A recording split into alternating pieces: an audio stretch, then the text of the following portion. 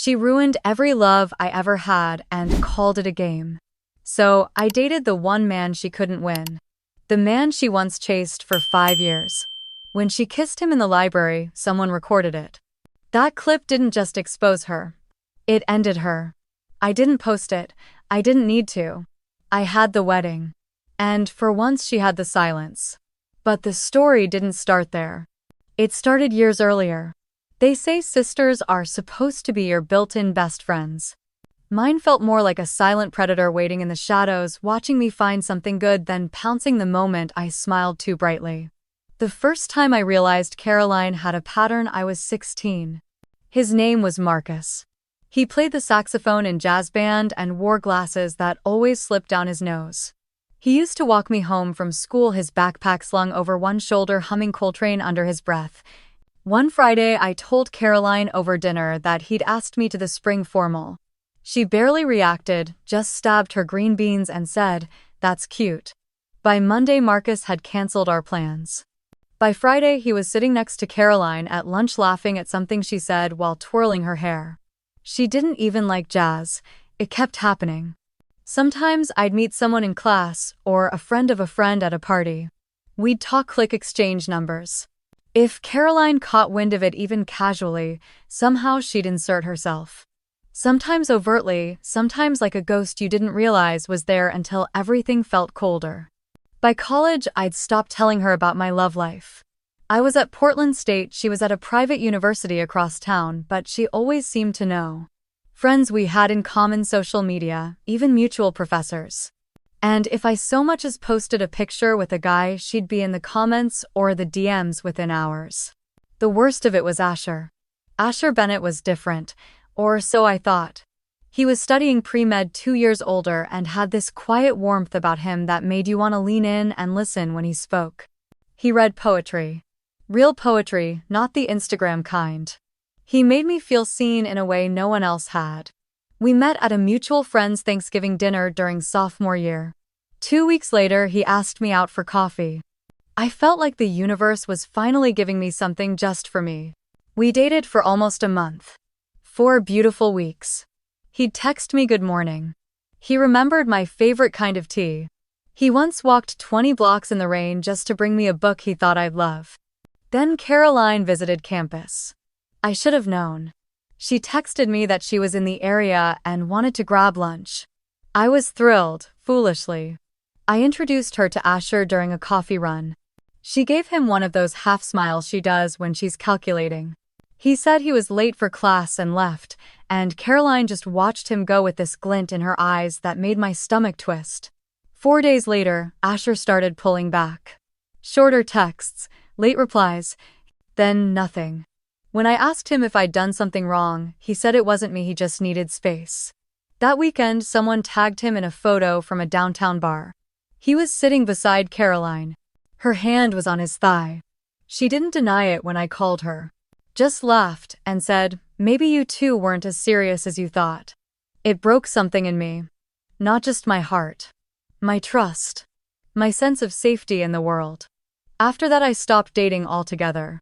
I threw myself into my sociology classes, picked up shifts at the university writing center, and tried to pretend I didn't care. I told myself maybe I wasn't built for love.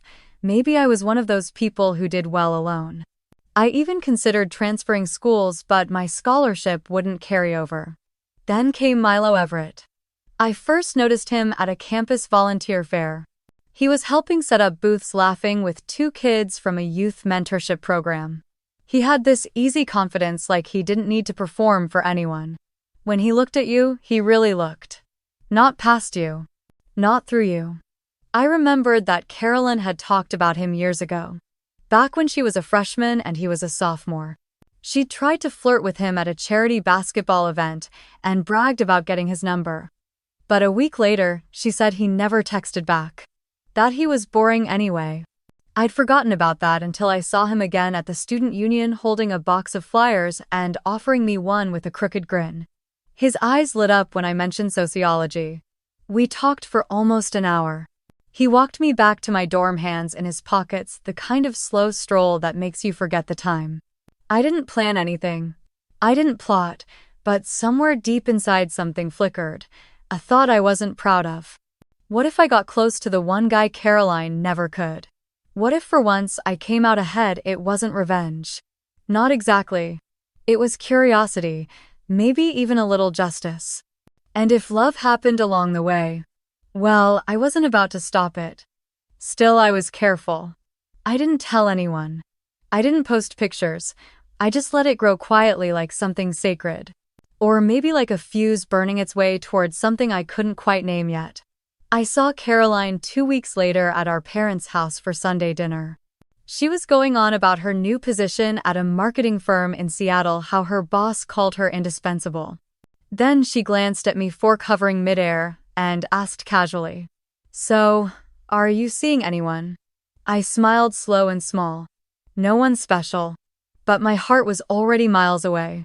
And Caroline. She could smell it. That scent of something just out of reach. And like always, I knew she'd come looking. Only this time I'd be ready. We started small. Study sessions at the student union, walks through the Japanese garden on the edge of campus, shared fries at a food truck under the soft Portland rain. Milo never rushed. He listened, asked questions, remembered the tiniest details, like how I hated the smell of lavender because it reminded me of hospital soap. It wasn't long before we were inseparable. He introduced me to his mentor from the MBA program and brought me to his pickup basketball games, where I sat on the bleachers pretending not to blush every time he glanced up and winked at me. After a month, I stopped hiding it.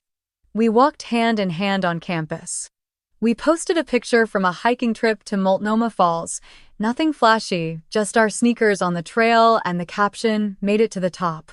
The next day, Caroline texted me. "So cute. You and Milo, huh?" I didn't reply. 2 hours later, she called and invited us both to dinner. She said she'd made reservations at a place called Ember, one of those trendy new American restaurants with small plates and reclaimed wood everything. I could hear the smile in her voice. I told Milo about it, watching his expression carefully. He gave a nonchalant shrug. "Sure. It'll be interesting to see what your sister's really like." She greeted us in a crimson dress that clung to her in all the places she wanted noticed.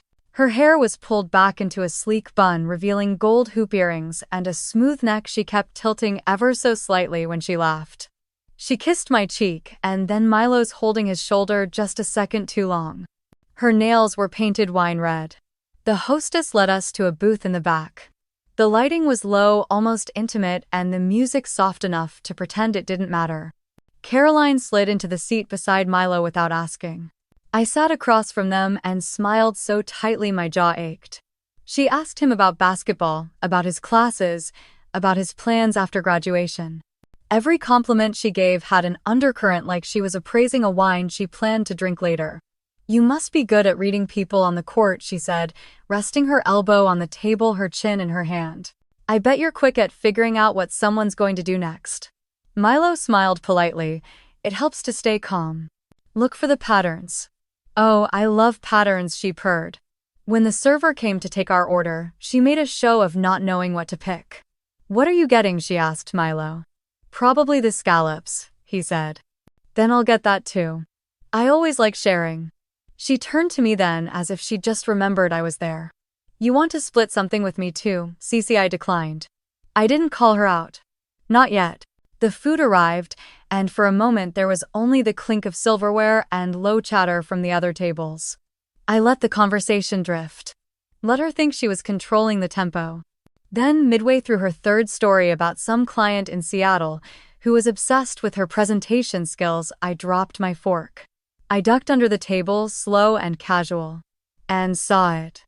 Her left foot bare inside an open-toe stiletto, resting lightly between Milo's shoes. Not quite touching. Just close enough. He didn't move. Not an inch. I straightened and picked up my fork, placing it back on the table with care. My heart thudded. Milo didn't look at me. His eyes were fixed on Caroline, who was now explaining how difficult it was to date men who were intimidated by ambition. I excused myself to the restroom. Inside, I leaned against the sink and stared at my reflection. Maybe he didn't notice. Maybe she slid it there after he settled in. Maybe it was nothing. Or maybe like every other time I was about to lose something I cared about. I took a deep breath and returned to the table. They were laughing at something. Milo turned when he saw me, a softness in his eyes that made everything twist inside. "You okay?" he asked. "Yeah. Just needed a break from the perfume in here." Caroline reached into her purse and handed me a mint. "You always were sensitive." When the check came, Milo reached for it. Caroline placed her hand over his. "Let me," she said. "My treat. It's not every day I get to dine with such good company." "Thanks, but I got it," Milo said, gently pulling the bill toward him. As we left the restaurant, Caroline hugged us both. Her arms lingered around Milo's waist. I watched his hands.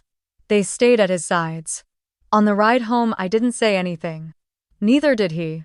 The silence wasn't awkward, but it wasn't easy either.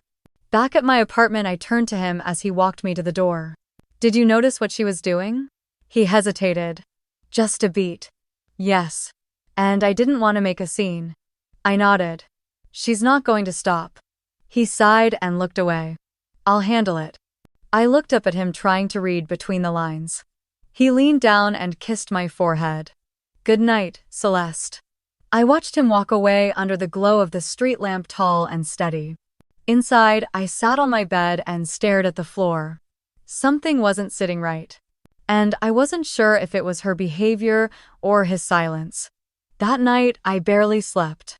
I kept replaying the dinner scene over and over in my mind, the curve of Caroline's smile, the angle of her body leaning just a little too close to Milo, and that one damning image burned behind my eyes, her foot resting between his.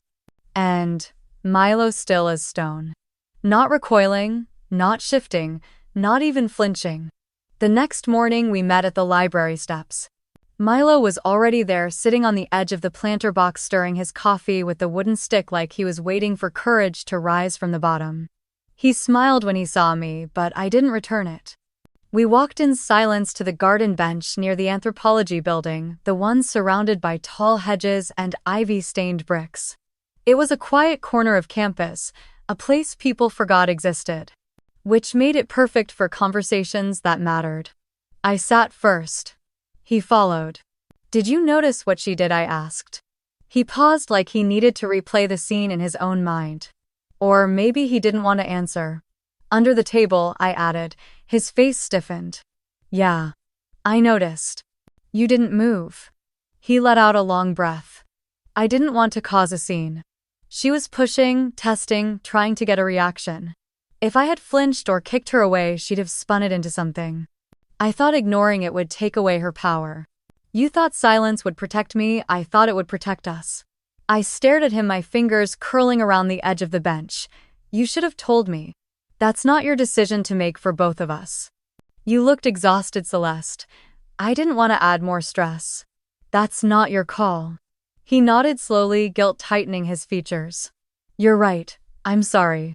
I should have said something." There was no fire in my voice, just disappointment. And yet, something in the way he looked at me, direct, open, unflinching, stopped the distrust from spreading further. I didn't want to push more. But I also wasn't ready to forget. That evening, while organizing my desk drawer, I pulled out my old recorder. I used it back in freshman year for linguistics, but I'd kept it because I couldn't bear to delete some of the lectures from my favorite professor. I checked the batteries, tested it, and slid it between my poetry textbook and the candle jar on the top shelf of my bookshelf. Right next to the desk. Out of sight, perfectly positioned. Not because I didn't believe Milo, but because I knew Caroline. 2 days later, Milo came over to help me study. He brought tea this time, not coffee, said I looked jittery lately. He wore a faded Oregon Ducks hoodie and had 2 mechanical pencils clipped to his collar like he was preparing for battle. We studied for a good hour, nothing more than flashcards and small jokes about my terrible handwriting. It felt light again, almost easy. The kind of ordinary I'd missed. Then the buzzer rang. I didn't even have to check. I knew it was her. "It's me," Caroline called. "I left a sweater last time. Can I come grab it?" I looked at Milo. He didn't say anything, just gave a small nod. "Sure," I said into the intercom and buzzed her in. She arrived less than a minute later, breezing in like she owned the air. She wore yoga pants, a white cropped fleece jacket, and a smirk that never fully reached her eyes. "Well, don't you two look cozy," she said, eyeing the empty teacups. "Just studying Milo," answered voice flat. She hummed like she didn't believe him. Then walked to my closet, opened it without asking, and slowly browsed as if she had all the time in the world. "Here it is," she said, pulling out a soft gray sweater I didn't even remember seeing before. Before I could respond, she turned to Milo. "Can I ask you something, just sister to sister's boyfriend?" He blinked. Okay." She stepped a little closer. "What's it like being with someone so safe?" I stood up, heart thudding. "Caroline." She didn't even glance at me. "I mean, she's lovely, truly. But I always thought you'd be someone who needed more." Milo stood slowly, towering over her even though he wasn't trying to. "You need to leave, Caroline." She raised an eyebrow. "Why, nervous? I'll say something true. You said enough." She stepped forward, lowering her voice to a whisper I could still hear. "You chose her because she's easy. Predictable. But tell me this, have you ever really burned for her?" My pulse spiked. But Milo didn't flinch. "I'm with Celeste because I choose her. Every day, she's real, she doesn't pretend. She doesn't perform." He took a small step forward. "And I've never once wanted anything else." Caroline's face flickered with something sharp. Then she chuckled like it didn't matter, tossed the sweater over her shoulder, and turned to me. "You should lock your door, Cece. Not everyone's as honest as you think." Then she left. The silence after was thick. Milo sat back down beside me, rubbing his temples. "I'm sorry, again." "I know." We didn't talk much after that. He left an hour later, brushing my cheek with his hand on the way out. I waited until the hallway was still. Then reached for the recorder and hit play. Her voice came through clearly, every word a blade. I listened to the way she tried to make him doubt. The way she described me as boring. The way she questioned his desire. And then Milo's voice, steady, firm, no hesitation. "I choose her. Every day." My breath caught in my chest. For a moment I let myself believe it was over. But then at the very end of the recording, after the door clicked shut, her voice slipped through the static again. Barely above a whisper. "This isn't over." I stared at the recorder in my hand, heart suddenly calm in a way that only comes before a storm. Because she was right. It wasn't. The invitation came the next morning, wrapped in an overly cheerful text and 3 sunflower emojis. Carolyn wanted to grab brunch, just the two of us. Said she was reflecting lately, trying to be a better sister. My thumb hovered over the screen for a good minute before I replied. "Sure." When and where? She picked a trendy spot in the Pearl District called Sunday Table. Everything there was pastel and sunlit, full of people who wore sunglasses indoors and ordered oat milk lattes with lavender syrup. I arrived 10 minutes early, wearing a dark sweater and no makeup. I wasn't interested in pretending. She showed up on the dot wearing a cream blouse, pearl studs, and a demure skirt. The effect was unsettling. Caroline never dressed down unless she was dressing up for something else. "Celeste," she said, drawing out the last syllable like it was our childhood again. "You look tired. Is everything okay?" "I'm fine." She hugged me like she meant it and ordered 2 cappuccinos before I even sat down. I noticed she didn't mention Milo's name at first. She talked about yoga, a client retreat in Bend, some new book on mindful dating. It was strange. She didn't flirt, didn't smirk, didn't lean forward like she was gauging my pulse. And then, casually, she asked how Milo was doing. "Good," I said flatly. "Busy with finals." She nodded, sipping her coffee. "He's really impressive." I was surprised by how thoughtful he is. "You two seem solid." That word sat too clean on her tongue. "Thanks. You know, I've been thinking a lot about how I used to act. Especially around your boyfriends. I was competitive. Jealous, maybe. You always had this sweetness people were drawn to. I guess I hated that back then. I kept my expression neutral. And now I want to do better. Maybe this is what growing up looks like." She smiled. I forced one back. Halfway through the avocado toast, she insisted on splitting. She excused herself to the restroom. The moment she disappeared around the corner, I reached across the table and grabbed her phone. It was unlocked. Of course it was. I opened her texts and scrolled quickly. Most threads were boring. Work friends and ex. Then I found it. A conversation with someone saved as just E. That alone was suspicious. Caroline never abbreviated anything unless she wanted to hide it. The most recent message read, "Let her think she's winning. Keep Milo close. It's almost time." And her response, "Exactly, she won't see it coming." I took a quick photo with my phone heart pounding, then returned hers to the table and pretended to stir my drink as she walked back humming softly. That night I showed the screenshot to Milo in my apartment. He stared at it in silence for a long while. "Who the hell is E?" I shook my head. "No idea. But she's planning something. And whoever E is, they're part of it." He sat on the edge of my bed scrolling through the messages again. "This is calculated. It's not just petty games anymore. She's working with someone. This is manipulation. You think she's trying to break us up, number? I think she wants something else. And this E, maybe he does too." We sat there piecing together names, memories, fragments. I remembered Caroline once dated a guy named Ethan during sophomore year. It had ended fast and messy. I barely remembered his face. Milo did. "Ethan Doyle," he said suddenly. "He was in my economics class. Tall smug, always trying to out-talk the professor. I think he played rec league with you," I added. "He did. And he hated me." Why? Milo paused. "There was this game. He got in my face over a foul, shoved me. I pushed back harder. He tripped and hit his head on the bench. Nothing major, but he blamed me for weeks. Called me a thug in front of the whole gym. And now he's Asher's cousin." My stomach dropped. Asher, my ex. The one Caroline stole like it was a game of musical chairs. "This is connected." Milo nodded. "Too many threads tying back to her. Too many people she's crossed paths with, all coming together again. Do you think she's using Ethan to get to you or to me? Maybe both. But if Ethan's in this, he won't stop until he gets something out of it." We sat in silence for a while, the air in the room thick with old names and new implications. My phone buzzed. A message from Caroline. "Had a great time today. Hope we can start fresh."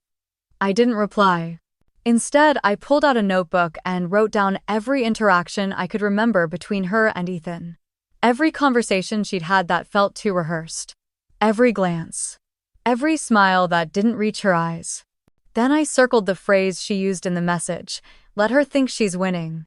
She wanted me to feel safe. Which meant I wasn't. And neither was Milo.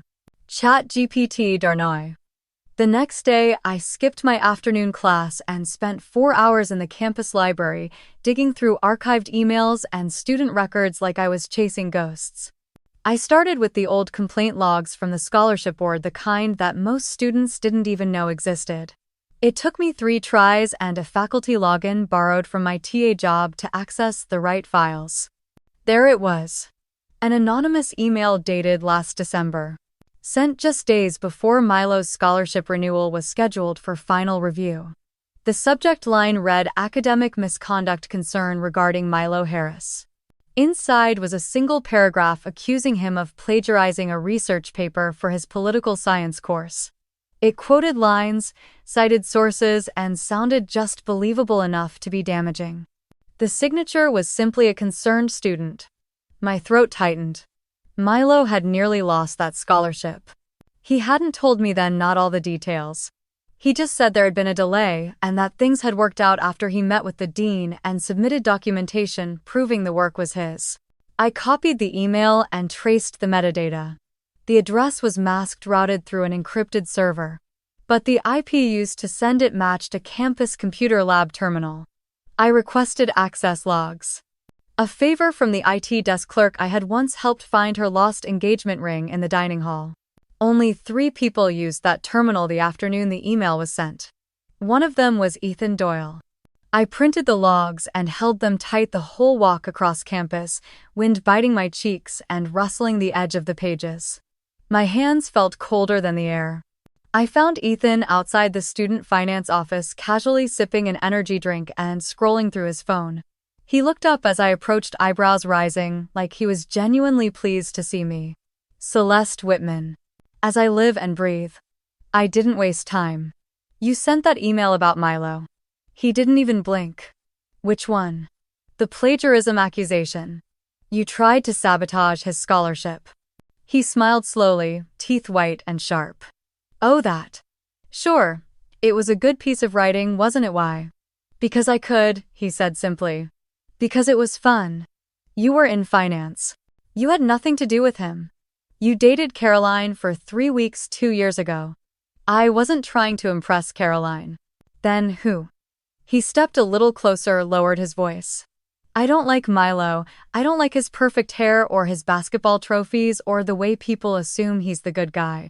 And I definitely don't like the way he looks at you like you're some golden ticket to a better life. He tilted his head. And as for Caroline, well, she's just the kind of gasoline that likes to be thrown on fire. I don't have to like her to hand her a match. My fingers curled into fists. So, what, this is just entertainment for you, watching the two of you tear each other apart. It's better than Netflix. I turned without another word. My legs felt stiff like moving through cement. He didn't follow. Just whistled as I walked away. Back at my apartment, I showed Milo the printouts. He read them in silence, his hands gripping the pages like they were holding weight. He actually did this. He admitted it to my face. Milo sat down, rubbing his temples like he was trying to keep his thoughts from spilling over. I knew something felt off last semester. I didn't think anyone would go that far. It wasn't just him, I said. Caroline knew. She might not have pressed send, but she gave him the reason. She fed the fire. He didn't respond right away. Just stared out the window at the rust-colored trees bending in the wind. When he finally spoke, his voice was quieter than I expected. I'm tired, Celeste. I moved closer, sat beside him on the couch. His shoulders were tense beneath his hoodie, his jaw clenched like it was bracing for impact. I should have seen this coming. I should have been smarter. You were trying to live your life. You weren't looking for war. He gave a bitter laugh. And yet, here we are. I turned toward him, resting my forehead against his temple. This wasn't how I planned any of this, I whispered. You weren't supposed to matter. At first you were just. He turned slightly, eyes meeting mine. Just what? A statement. A way to take something she couldn't touch. He didn't flinch. And now you're the only thing I don't want to lose. For a moment, the room was still. Just the hum of the refrigerator and the low breath between us. Then he reached up, tucked a piece of hair behind my ear. We won't lose, he said quietly. But I need to know you're really in this. Not just for revenge. For us. I looked into his eyes and nodded. Not the kind of nod that comes with promises. The kind that comes with certainty. Yes. Outside, the wind picked up, rattling the window pane like a warning. Inside, we sat close enough to feel each other breathe and far enough apart to brace for what was coming. The rooftop pulsed with music, lights strung from steel beams catching the shimmer off people's glasses and sequins. Lana's birthday party had drawn a full crowd, all dressed to impress, laughing like midterms and real life didn't exist. Milo and I arrived just after 8. He took my hand as we entered, his fingers warm and steady, and for a while I let myself believe this was just a normal night. But then Caroline appeared. She made an entrance, like always, arriving 20 minutes late and commanding the room without a word. Her black satin dress was practically poured onto her body, high slit plunging neckline, and just enough effortlessness to make it feel intentional. Her hair was pulled back in that soft, effortless twist she always wore when she wanted to look like she wasn't trying at all. She didn't greet anyone at first. Just smiled, that delicate, polished smile, and drifted toward the bar, heels tapping softly against the rooftop floor. She didn't look at me directly. Not yet. But I felt her gaze. Everywhere we went I could sense her watching. Milo didn't say anything either. His arm stayed around my waist like a quiet shield, and we made the rounds. We hugged, Lana chatted with old friends, accepted compliments about how great we looked together. But underneath it all I knew, she was waiting. It didn't take long. About an hour in, Milo offered to grab us drinks. I nodded, pretending not to notice that Caroline had edged closer and closer as the evening wore on. Once he disappeared toward the bar she struck. I felt her presence before she spoke. She moved into the space beside me without making a sound, just a brush of perfume and silk and calculation. "You're glowing," she said, voice sweet as syrup. "Must be the lighting," I replied flatly. "Or the illusion," she murmured. She folded her arms and looked out toward the skyline, letting the silence stretch just long enough to make me shift. "You know, you've always had a talent for pretending you're the one in control, Celeste. And you've always had a talent for mistaking obsession for strategy." She gave a small laugh. "Do you really think you've won? I'm not playing your game anymore, Caroline." She turned to face me, eyes sharp. "Milo is your weakness. Just like Asher was. You wrap yourself around these men like they're your armor, but really they're just mirrors for how empty you feel when I'm not watching. That's the difference between us," I said, meeting her gaze. "I don't need to be watched to feel like I exist." Her lip curled slightly. "They all leave Celeste. Eventually. Milo's no different. He just hasn't seen the cracks yet." "Then why do you keep circling us like a vulture?" "Because vultures only show up when something's already dying." I stepped closer, lowering my voice. "Maybe. Or maybe you're just terrified that this time you can't break me. You always confuse love with leverage. And you confuse attention with affection." She took a sharp breath like she might spit something nastier, but Milo returned, then drinks in hand, and her face shifted instantly. She smiled at him like we were in the middle of a charming story instead of a cold war. "Milo," she said brightly, "this party's so chic. You and Celeste are really something." He nodded slowly, offering me my glass. "We're good." That word hung in the air like a warning. Caroline gave a tiny wave. "Enjoy the night," she said, turning on her heel and disappearing back into the crowd, leaving only a whiff of perfume and tension behind. Milo raised an eyebrow. "What'd she say?" I shook my head. Nothing she hasn't said before. Just in prettier packaging. We stood together near the railing, watching the city stretch beneath us like a sleeping beast. The lights below flickered like stars that had dropped too close. "She's not done, is she?" he asked. "Not even close." He exhaled slowly, then put his drink down untouched. "This is exhausting, Celeste. I didn't sign up for a war." I reached for his hand. "You signed up for me. And I'd do it again," he said. "But she's getting in my head." "I know. And she's playing long.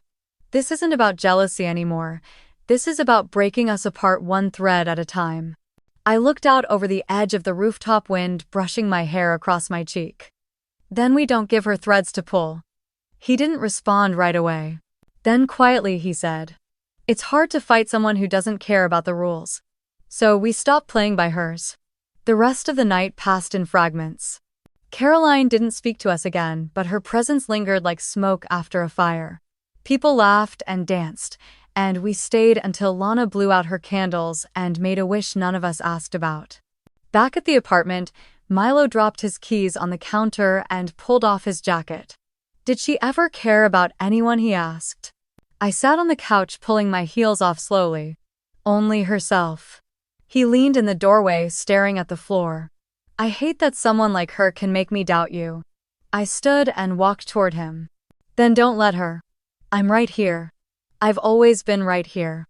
He didn't speak again, just pulled me into his arms like he was afraid I'd vanish. But even in the quiet, even in his warmth, I felt the echo of her words. "Milo is your weakness." And maybe for the first time she was right about something. The following Friday, I had planned to meet Milo at the university library after his econ seminar. I got out of class early and decided to surprise him. It had been a quiet few days, almost too quiet.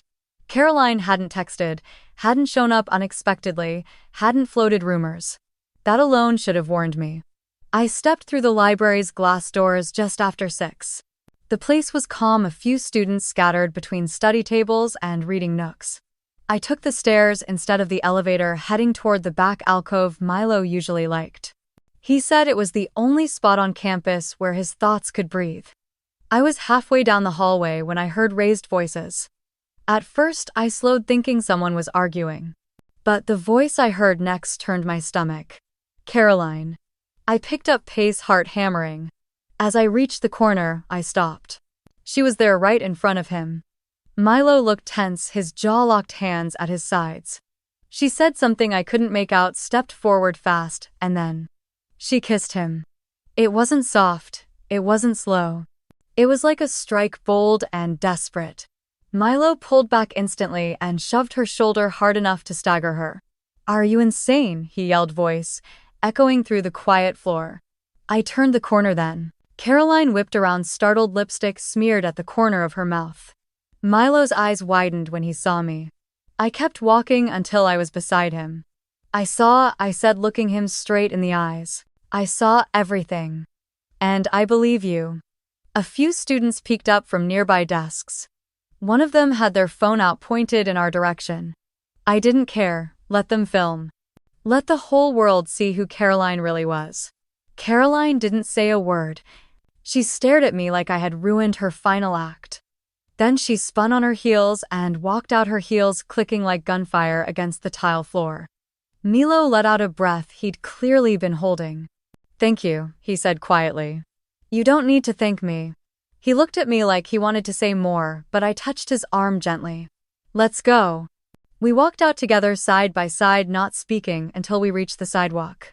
The late sun cast long shadows across the quad. Milo stopped, hands in his pockets. "I didn't see it coming. I swear. I believe you." I said it inside. "I'll keep saying it if you need me to." "I don't deserve that kind of loyalty," he said. "Not after everything she's tried. You didn't ask for this. She pushed herself into our lives. You tried to protect me. But now she did this in front of witnesses." Milo nodded, the tension in his shoulders beginning to ease. "And she thought no one would believe me," I added. "She thought wrong." That night the video surfaced on campus Reddit. The caption was brutal. "Sister kisses little sis's boyfriend at library. Gets rejected. Screams. Leaves." It had nearly 20,000 views by morning. Then the comments started. "Wait, isn't that the same girl who stole a scholarship from that transfer student? She's the one who framed her roommate for cheating freshman year, right? Didn't she lie to get on the business club board?"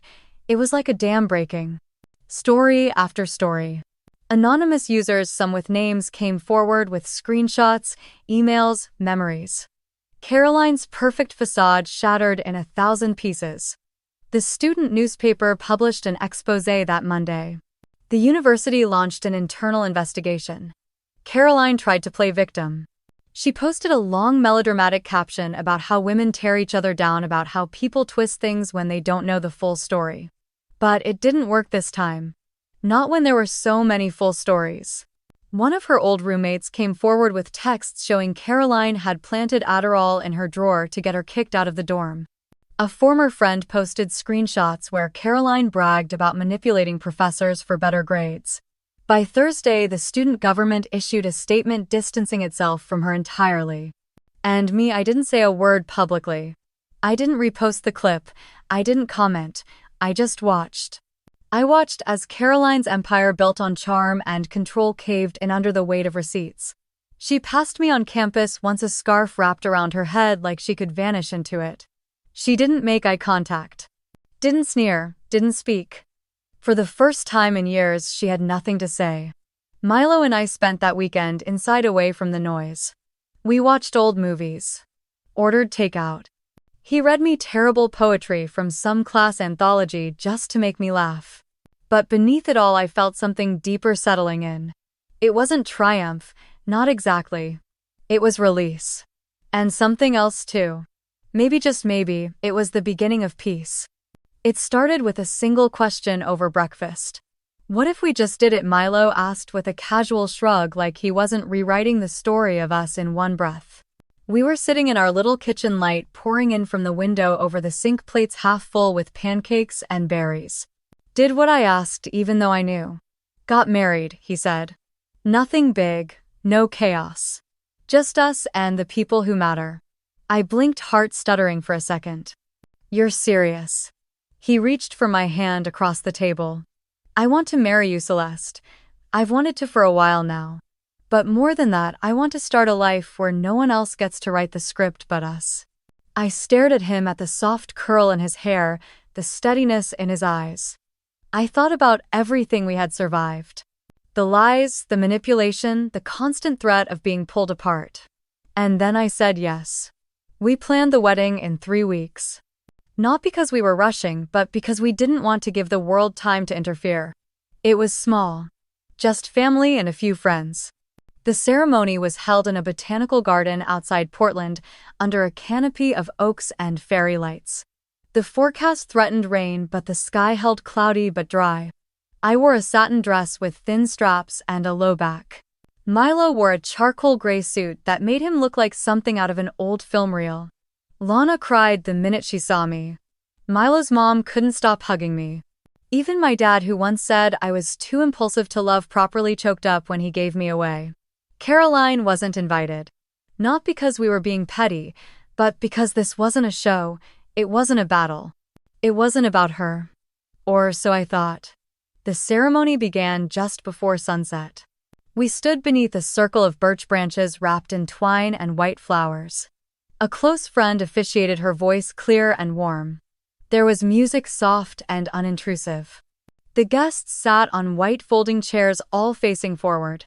And yet when I looked to the very back row, I saw her. She sat alone in a dark green dress, hair down, face unreadable. No one had noticed her come in. She hadn't caused a scene. She hadn't spoken. She just sat there, hands folded in her lap, watching. I felt my stomach twist, but I didn't break focus. This wasn't her moment.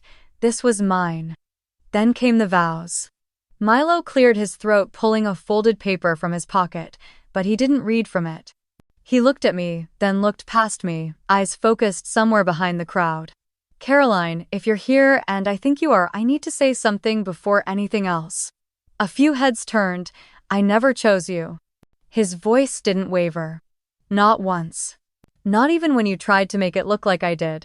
Not even when you made me question myself. I chose Celeste. Every day I choose her. He turned back to me, and now his voice softened.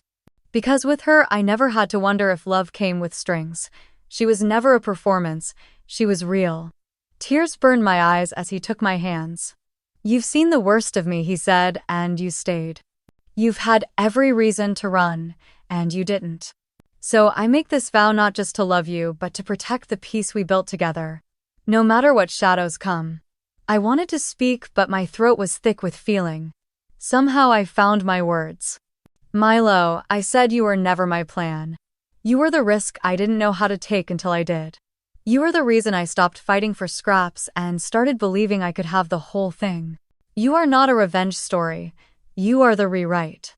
He smiled through glassy eyes, and we slipped rings onto trembling fingers. When the officiant said the words, "You may kiss the bride," the world blurred into a warmth I didn't know could exist without pain. Applause rose around us. Caroline was gone by the time we turned around. I never saw her leave. But I didn't need to. She had heard everything. And maybe that was the closest thing to closure we'd ever get. Later, after cake and dancing and 100 small joys, I stepped out onto the garden path alone. The sky was dusky blue, stars peeking through clouds. Fireflies blinked around the hedges. I took a deep breath and looked back at the lights and laughter behind me. For years, I had been the girl standing in someone else's shadow. But tonight, I wasn't behind anyone. I had stepped into the light. That Monday morning, the world kept moving. The coffee brewed. Milo kissed the top of my head before class. The sun fell across our tiny living room, catching the bouquet still hanging upside down to dry by the window. Everything was calm, gentle, real. But I knew Caroline would not disappear quietly. By Wednesday, it happened. My phone buzzed with a campus-wide announcement. Caroline Morgan had officially been removed from her position as president of the Student Senate. The notice was vague, citing internal policy violations and conduct unbecoming of a leadership figure. Students whispered more than the school dared to write. Rumors said she was caught accessing election records illegally. Others said screenshots had surfaced from her private messages to club sponsors, pushing them to vote against rivals. Someone even posted a blurry video of her crying in the dean's office, pacing in heels and pointing fingers. And Ethan, his name appeared in a separate memo. suspended from the business program for academic fraud pending further review. I wasn't surprised. Turns out when the dominoes fell, he didn't run, he crumbled. I didn't smile when I read the notices. But I didn't look away either. A few days later, a letter arrived in our mailbox. Heavy cream-colored paper. No return address except a red university seal. I opened it slowly, my fingers trembling more than I expected. Dear Celeste Morgan, we are pleased to inform you. I covered my mouth with one hand. Milo rushed over, worried at first, then his face lit up when he saw the emblem on the page. Prescott Research Fellowship, he said, wide-eyed. That's huge, babe.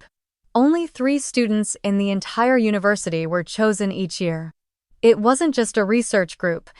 It was a ticket to graduate funding, to academic conferences, to being taken seriously in rooms that rarely opened for people like me. I made it, I whispered. I actually made it. He spun me in a clumsy circle and we collapsed into laughter, pancakes half-cooked on the stove. That night, we toasted with grocery store champagne on our tiny balcony, stars overhead, and no one but each other to impress. For once, I wasn't the girl trying to prove I belonged. I did. And then, like clockwork, the call came. I saw her name on the screen, Mom. It had been weeks since I'd last heard from her. She hadn't come to the wedding. Said it felt too sudden. Said she didn't want to be in the middle. I hesitated, then picked up. Hi, Mom. There was no greeting back, just her voice clipped and tight. Your sister's in pain, Celeste. She hasn't left her apartment. Do you even know how hard this has been for her? I took a breath. Slow. Controlled. I'm aware. She sniffed. And yet you got married like nothing happened. Do you think that was wise? I nearly laughed. It was my wedding, Mom. Not a press conference. You could have waited. At least until things settled. Waited for what? For her to approve. For her to ruin it. Her voice sharpened. That's not fair. Fair Caroline kissed Milo in public and tried to destroy our relationship. She made sure people thought I was crazy. She stalked us. Manipulated every moment. And now I'm the villain. She's hurting Celeste. So am I. But no one ever called her out when she hurt me. I pressed my palm against the kitchen counter, grounding myself. Did you ever ask her to stop? When she spread rumors about me and Asher. When she told Lana I cheated. When she told my professor I plagiarized. Silence. Not stunned, not defensive, just quiet. I didn't think it would go this far, she said finally. I thought it was just sister drama. It wasn't drama, it was cruelty. Another beat of silence. I just want both my daughters to be okay. I know. But not at my expense anymore. There it was, my line in the sand. For the first time, I wasn't apologizing just to keep the peace. Mom didn't reply right away, and I didn't push her to. After a moment, I said softly, I hope she heals. I do. But I'm done making myself smaller to make her feel better. Then I ended the call. Calm. Without venom, without tears. I stared out the window for a long time. Later that night, Milo found me curled on the couch, staring at the blank television screen. He didn't say anything. Just lifted my feet onto his lap and rubbed slow circles on my ankle with his thumb. It's not your job to carry her damage, he said. I know. And your mom's silence isn't your responsibility either. I nodded. But it still hurt, I admitted. He leaned down and kissed my knee. I know. The next day, I packed the acceptance letter into a plastic sleeve and pinned it to our corkboard above the desk. Not because I needed to see it, but because I needed to remember it was mine. Earned. Without her. There would always be people who saw me as secondary. But they didn't get to decide who I was anymore. Not Caroline. Not Mom. Not anyone but me. The first morning in our new place, I woke up to the sound of birds instead of voices. No banging doors, no raised arguments, just the muffled hum of a distant lawnmower and the smell of Milo burning toast again. We had officially moved into our tiny 2-bedroom above a dusty used bookstore in a quiet part of Evanston. Not glamorous, but new. Not perfect, but ours. I stood at the window for a long time staring out at rows of small houses and maple trees swaying in the summer breeze. The box fan in the corner buzzed steadily. Our life had narrowed in size, but not in color.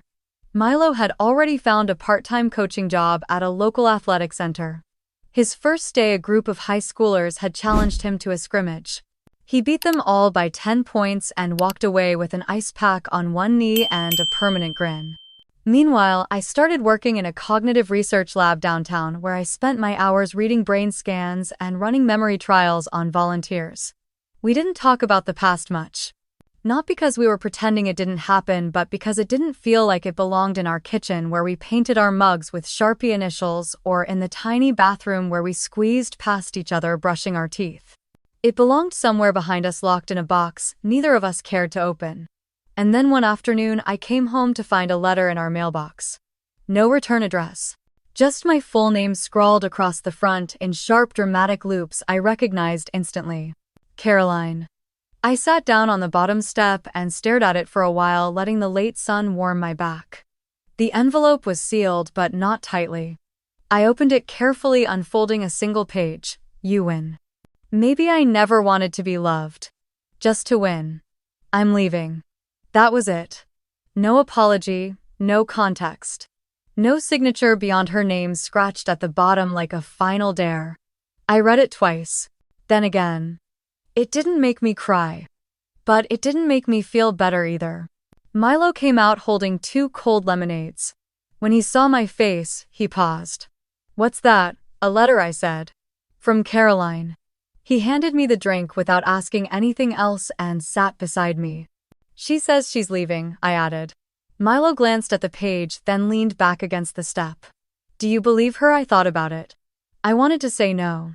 I wanted to believe she'd crafted this for effect the way she always did. But something about the note, its flatness, its absence of flair, felt different. I think she meant it. Not sure if she's sorry, she didn't say. Would it matter if she did? I looked down at my hands folded in my lap. I don't know. I wanted to hear it. Just once. Milo reached over, brushed a loose thread off my sleeve. Maybe she doesn't know how to say sorry. Maybe that's her loss. We sat there a while longer, sipping lemonade and watching a squirrel dig furiously in the neighbor's flower bed. That night, I tucked the letter in a drawer, then changed my mind and put it in the recycling bin. Not out of anger, just clarity. I didn't need it. I didn't need her to admit anything for it to be real. The next few weeks passed quietly. We settled into routines. Saturday groceries. Sunday walks by the lake. Tuesday trivia nights where Milo pretended he didn't know Broadway musicals but always got the answers right. Some evenings he would dribble a basketball down our block, kids chasing him barefoot, their laughter echoing. Other nights I would bring home takeout and we'd eat on the floor with an old movie playing in the background. It was simple, peaceful. Until the phone rang again. It was Mom. Her voice, as always, began with silence. I heard Caroline's leaving, she said, finally. I nodded even though she couldn't see me. She didn't tell me where. Just that she needed distance. I didn't respond. She sighed. She's not doing well. Is she ever? I asked. That's not fair, Celeste. No, I said. It's not. But neither was what she did to me for years, and you never stepped in. Another pause. Longer this time. Maybe I didn't know how. Maybe you didn't want to. She didn't argue, she just breathed. I just wanted you both to be close, she said eventually. You wanted me quiet. That's different. She didn't deny it. For once. I'm not calling to fix anything, she said. I wanted you to know she left your wedding photo on her nightstand. She took it with her. That stopped me. Not because it was touching, but because it was confusing. I didn't know what that meant. I still don't. But maybe peace isn't about answers. Maybe it's about choosing not to chase every question. After we hung up, I stood for a long time by the kitchen sink watching the condensation run down my glass. Milo came in, eyes searching mine. You okay? I nodded. She took our picture with her, I said. He didn't ask who. She's gone now, I added. Then let her go. We didn't talk about it again. Instead, that evening we danced barefoot in the living room to an old Motown record we found at a thrift store.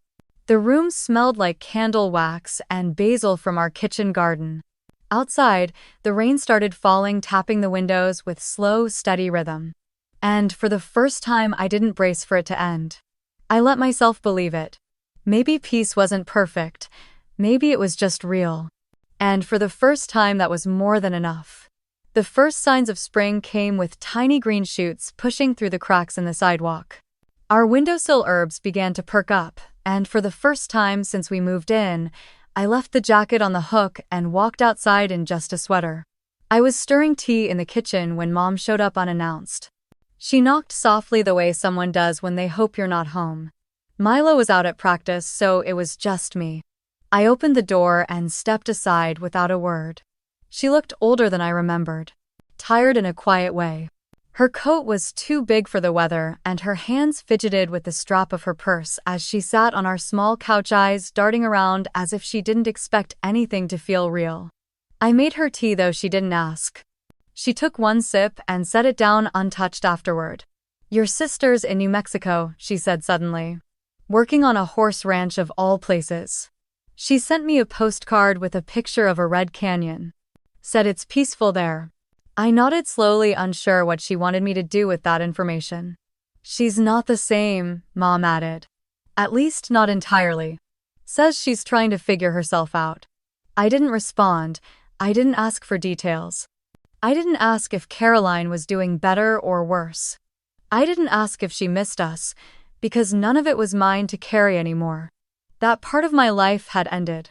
And when someone walks out of your story, the pages don't wait for their return. They keep turning. Mom looked at me like she wanted to say more, but instead, she reached over and gently touched my wrist. "You look happy," she said. "I am." "That's good. I want that for you." There was a pause. "I wish I'd seen you sooner," she added, almost in a whisper. I didn't reply, but I didn't pull away either. After she left, I stood at the window again, watching her disappear down the street. She never turned around. That night, Milo brought home dinner in a brown paper bag and something small wrapped in tissue paper. He sat it in front of me and said nothing. I slowly peeled the paper back to reveal a silver bracelet, simple and clean, with a flat clasp that glinted in the light. Inside the clasp was a tiny engraving. "Safe." I looked up at him, confused. "You don't need saving," he said. "You never did. But that doesn't mean you don't deserve to feel safe. Every day. Even on the days when it's hard to believe it." I didn't say anything. I just reached out and let him clasp it around my wrist. It was cool against my skin, but it warmed quickly. Later, I sat on the couch, legs tucked beneath me, and watched him move around our kitchen like it was a stage he'd memorized. He poured us each a drink and sat beside me without asking what I was thinking. I turned my hand over the silver, catching a sliver of lamplight. I had spent so long surviving. So long proving myself. So long fighting battles I never chose. And now finally I could feel the weight lifting. We didn't need loud declarations. We didn't need revenge written in headlines. We just needed this. A tiny apartment. A quiet night. A silver bracelet that didn't promise anything except presence. Spring came with slow mornings and bike rides. With Milo building me a shelf from scraps he found by the curb. With me cooking breakfast without setting off the smoke alarm. Some evenings we'd walk to the park and sit under the same tree until the sun dipped low. The air smelled like damp earth and possibility. I got a promotion at the lab, offered more hours and a chance to lead my own study. Milo's team won their first city tournament, and the players lifted him onto their shoulders like some kind of legend. One Saturday, we visited the community market, and a woman selling candles asked how long we'd been together. Milo said 3 years. I said 2.5. We laughed and said both were right in different ways. At home, we lit the lavender candle she gave us as a gift and let it burn while we played cards on the floor. He caught me staring at the flame once. "What is it?" he asked. I shook my head, smiling. "Nothing. Just thinking how strange it feels to not look over my shoulder anymore." He reached across and held my hand. "It's yours now. The road, the air, the stillness. You don't have to earn it, just live in it. That night I opened my journal and wrote one sentence. Peace doesn't knock. You let it in. I closed the book and didn't write again for weeks. Because for the first time I didn't need to explain anything to myself. The story was still mine. But it wasn't about her anymore, it was about us. And spring, the seasons changed again. Spring ripened into early summer and the air carried warmth in a way that felt earned. Life had softened. Not because it stopped throwing challenges, but because I stopped flinching. Milo got the letter over breakfast. He was slicing into a grapefruit when he unfolded the envelope, eyes scanning faster with each line. He didn't smile, not right away. He looked up at me like he was searching for permission. It's from Northwestern, he said. Full ride for grad school. Sports psychology program. Starts this fall. I blinked once, then reached for his hand. That's amazing, I whispered. It is. But Chicago's far. I know. We sat in the silence together, letting the moment breathe. You should go, I said finally. No hesitation. No guilt, you've worked for this. I'll come back every weekend, he said. You don't have to. But I will. We didn't cry.